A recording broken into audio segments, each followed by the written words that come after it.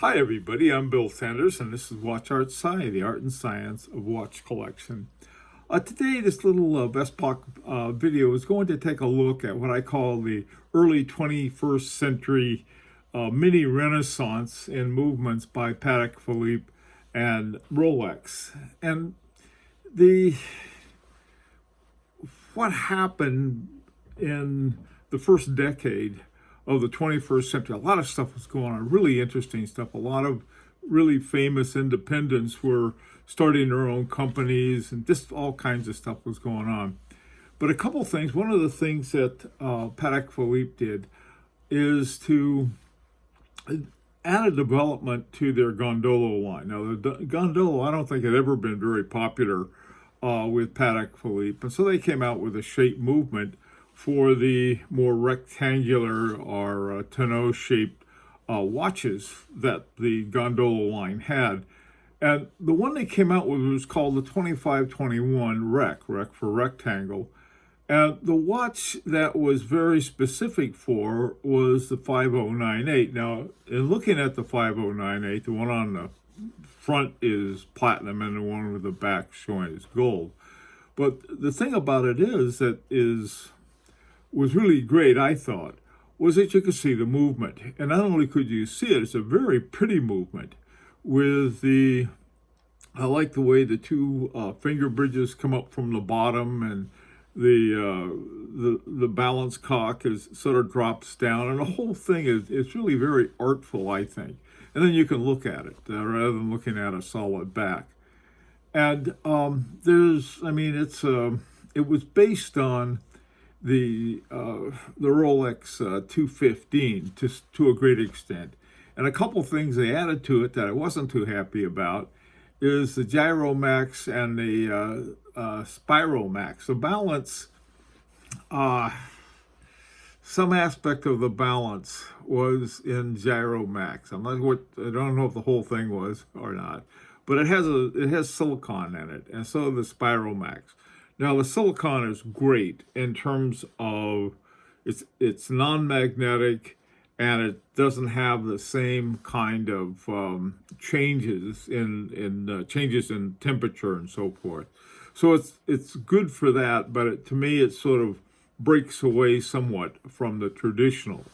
Now, in addition to the 5098 model, which I don't think was ever popular, but I tell you, if I found one and I could afford it, I'd get one, the gold one. They added one that was called the 2521 rec PS. The PS was for a small second, okay? Now, in order to understand, I think, or appreciate what they did, at least to somebody like me, they had a line of watches that were called the 5024. Different J in particular is one I happen to like. And if you look at the top row has the older one, and this has the 215 movement. And if you look at the 215 movement, it looks very much like a round version of the 2521 rec PS. But that's neither here nor there. There are some changes. And I think that the way they did the 2521 was much prettier than the 25. I just like the way they added the bridges and so forth. And then, of course, you can look at it. Now, on the 2024J, you turn over the back and you see a gold blank back. You don't see what you see over on the far right. You don't even see the round movement. But here, with the introduction of the shape movement, this is, like you said, 2007, they did introduce the silicon along with it. So it's sort of like, to me, was a plus and minus. Now, on the other hand, what Rolex did, this was introduced in 2005. They reintroduced, really, the Cellini Rolex prints. They had back years ago, they had it and they got rid of it. And for some reason, they decided to bring it back in 2005. But what to me was interesting was the Rolex Caliber 7040. And what they did with it, to me, it's a manual line, and so was the one by Patek Philippe. What they did with this that I thought was interesting is that they came out with 4 versions. One was called the Clos de Paris. The other one was called the Rayon Flamme de la Gloire. And then a third one was called the Gaudron. There are 2 of them that had the Flamme de Gloire. And each one of these had, I mean, they were the same movement, but with very different decorations to them.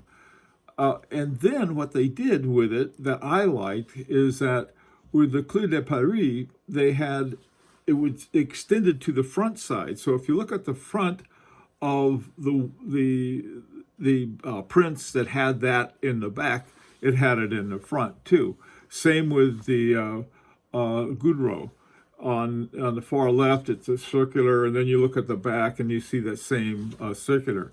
There were 2 different what is called flame ray of glory. That's the English for it that I won't mangle too much.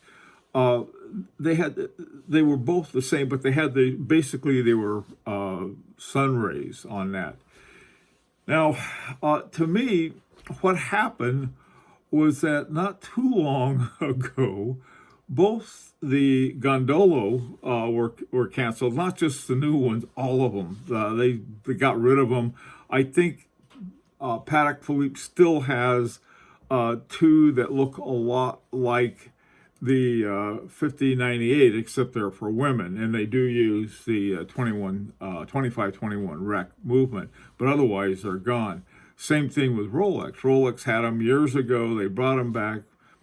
I guess they didn't sell, but the thing of it is that it was one of the few Rolexes that had an exhibition back to it. And you could flip it over and you could see one of these great movements that they had. Very pretty movements, I think. So anyway, so much for the mini Renaissance. And like to hear your thoughts on this and any comments that you have. And as always, this is an invitation to subscribe if you like. Till next time, this is Bill Sanders for Watch Art Sci, the Art and Science of Watch Collection.